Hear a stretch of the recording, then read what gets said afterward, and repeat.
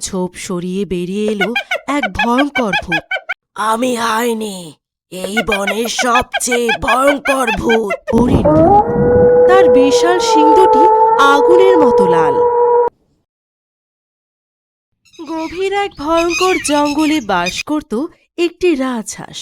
তার নাম ছিল রাজস। সারাদিন সে জঙ্গলে ঘুরে বেড়াত, খাবার খেত, গান গাইত আর আনন্দের সময় কাটাত। প্রতিদিনের মতো রাজস জঙ্গলের পথ ধরে হাঁটছিল। হঠাৎ কাছের একটি ঝোপ থেকে খসখস খসখস শব্দ ভেসে এলো। রাজস থেমে গেল। প্যাক প্যাক প্যাক প্যাক, কে ওখানে? কোনো উত্তর এলো না। আবার খসখস খসখস খসখস খসখস। রাজসের বুক ধরফর করতে লাগল। ঠিক তখনই ঝোপ সরিয়ে বেরিয়ে এলো এক ভয়ঙ্কর ভূত। তার চোখ দুটো আগুনের মতো লাল, দাঁতগুলো ছুরির মতো ধারালো, মুখের ভয়ঙ্কর হাসি। সে ছিল হাইনি ভূত। অবশেষে তোমাকে পেলাম। তুমি কে? আমি হাইনি, এই বনের সবচেয়ে ভয়ঙ্কর ভূত। তুমি কি চাও? আমি ক্ষুধার্ত, আর আজ রাতের খাবার হবে তুমি। রাজস ভয়ে পিছিয়ে গেল। এই বলে হাইনি এক লাফে রাজসের দিকে ঝাঁপিয়ে পড়ল। রাজস প্রাণপণে দৌড় দিল। বনের ভেতর শুরু হলো ভয়ঙ্কর ধাওয়া। সামনে রাজস, পিছনে হাইনি। পালিয়ে লাভ নেই, আমি তোমাকে ধরবই। রাজস কখনো গাছের ডাল এড়িয়ে যাচ্ছে, কখনো ঝোপের ভিতর ঢুকে পড়ছে। কিন্তু হাইনি ছিল ভীষণ দ্রুত। তার ছিল ভূতের শক্তি। মুহূর্তের মধ্যে সে এক জায়গা থেকে আরেক জায়গা চলে যেতে পারত। হঠাৎ সে রাজসের ঠিক সামনে এসে হাজির হল।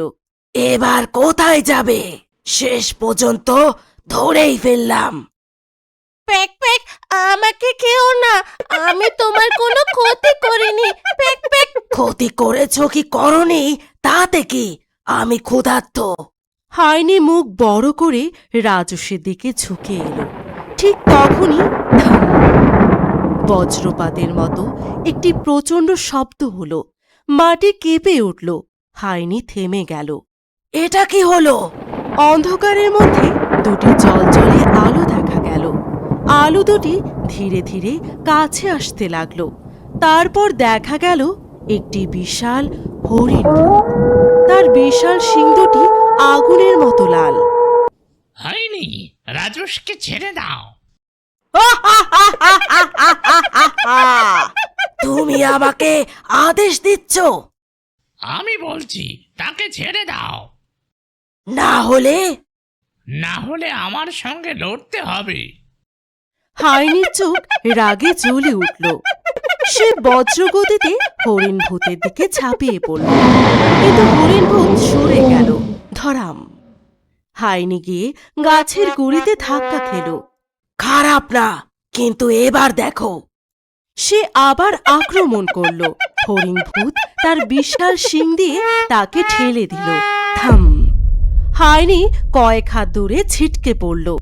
রাগে চারিপাশে কালো ধোঁয়া ছিটিয়ে দিল। মুহূর্তে পুরো বন অন্ধকারে ঢেকে গেল। রাজস কিছুই দেখতে পারছিল না। ঠিক তখনই হাইনি পিছন থেকে আক্রমণ করল। ধাম! হরিণ ভূত মাটিতে পড়ে গেল। এবার বুঝলে আমার শক্তি? হরিণ ভূত ধীরে ধীরে উঠে দাঁড়ালো। তার চোখে দৃঢ়তা। এখনো লড়াই শেষ হয়নি, ভয় পেও না, আমি আছি। সে তার শিং আকাশের দিকে তুলল। সুযোগ বুঝে হরিণভূত সামনে দিকে ছুটে এলো। থাম! এক প্রচণ্ড আঘাতে হাইনি মাটিতে লুটিয়ে পড়ল। তবু সে উঠে দাঁড়ালো। আবার শুরু হলো ভয়ঙ্কর লড়াই।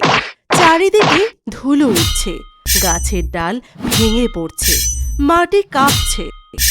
হরিণভূত এবার তার সমস্ত শক্তি একত্র করল। হাইনি শেষবারের মতো আক্রমণ করতে এগিয়ে এলো। ঠিক তখন থাম! হরিণ ভূতের শিং থেকে বেরিয়ে এলো এক শক্তিশালী আলো এবং দৌড়ে গিয়ে আঘাত করল। হাইনি কয়েক গজ দূরে গিয়ে ছিটকে পড়ল। সে কষ্টে উঠে দাঁড়ালো। প্রথমবারের মতো তার চোখে ভয় দেখা গেল। হাইনি চারিদিকে তাকালো। তার শক্তি প্রায় শেষ।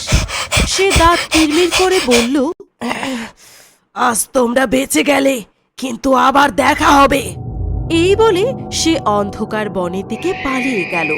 ধীরে ধীরে সবকিছু শান্ত হয়ে গেল। রাজস সাবধানে বেরিয়ে এলো। প্যাক প্যাক, সে কি চলে গেছে? হ্যাঁ, সে পালিয়ে গেছে। এখন আর তোমার কোনো ভয় নেই। প্যাক প্যাক, তুমি না এলে আমি আজ বাঁচতামই না। বিপদে অন্যকে সাহায্য করাই সত্যিকারের সাহস। প্যাক প্যাক, আমি কোনোদিনও তোমার এই উপকার ভুলবো না। সেদিনের পর থেকে রাজস আর কখনো একা গভীর বনে যেত না। আর যখনই রাতের অন্ধকারে দূর থেকে কোনো অদ্ভুত হাসির শব্দ ভেসে আসতো,